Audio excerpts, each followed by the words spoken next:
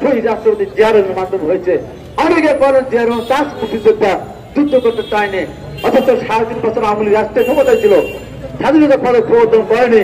শহীদ জিয়া রহমান প্রবর্তন করেছিলেন স্বাধীনতা পদক।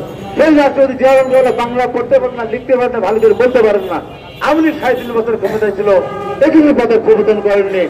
বিএনপি নেতা শহীদ জিয়া রহমান করেছেন।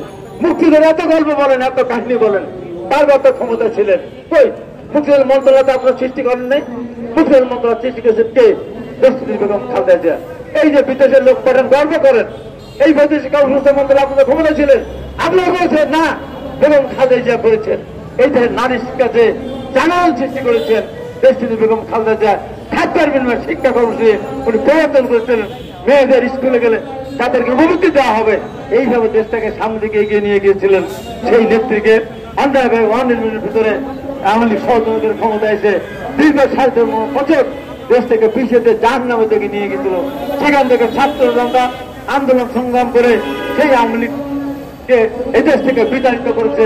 আমি পরিষ্কার করে বলতে চাই, এখনো আওয়ামী লীগের অনেকেই উঁকি মারেন, ঝুঁকি মারেন, ঈদের মাঠে গিয়ে জয় বাংলা স্লোগান দেন। বলেন তো দেশের লজ্জার আর কিছু থাকে?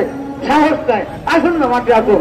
নূর হোসেন দিবসে দেখলাম বীর নূর হোসেন যে নিজের বুক এবং পিঠকে পরিষ্কার করেছিলেন, কাগজ ব্যবহার করেন নাই।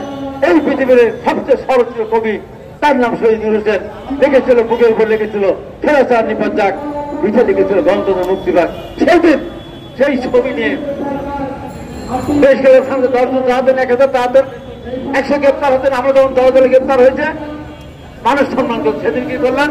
ট্রাম্পের ছবি নিয়েছে, সেখানে দাঁড়ালেন যে ট্রাম্পকে দেখাতে চায় আপনার প্রেমে আমরা বিরোধ, আপনার ছবি নিয়ে আমরা দাঁড়িয়েছিলাম। আর এই বর্তমান সরকারের পুলিশ আমাদেরকে পিটিয়েছে, সরকারের বর্তমান সরকার সবাইকে লোক পিটিয়েছে। এই যে নোংরা খেলা, এই নোংরা খেলে, এই খেলা খেলে এই বাংলাদেশে আওয়ামী লীগ আর কোনদিন রাষ্ট্রীয় ক্ষমতা আসতে পারবেন না, যত ষড়যন্ত্র কর না কেন। তাই আজকে এই বড় দিবসে নূতন করে শপথ গ্রহণ করতে চাই। ওই সমস্ত দেশ ধ্বংস করেছে, দেশের অর্থ লুট করেছে, আওয়ামী লীগকে নিয়ে আসার জন্য অনেকে চেষ্টা করে হসপিটালে নিয়েছেন। আমার দেশ থেকে 2000 শহীদের রক্তের হিসাব দিতে হবে। আমার এই যে লক্ষ লক্ষ কোটি টাকা বিদেশে পাচার করেছে, তার হিসাব দিতে হবে। এই যে বিনা কারণে আমাদের জেলে পাঠিয়েছিলেন, সাজা দিয়েছিলেন, তার হিসাব দিতে হবে। ছাত্র জনতা গুলি চালিয়েছেন, 20,000-এর মতো ছাত্র জনতা এখনো তারা হাসপাতালে চিকিৎসা দেন।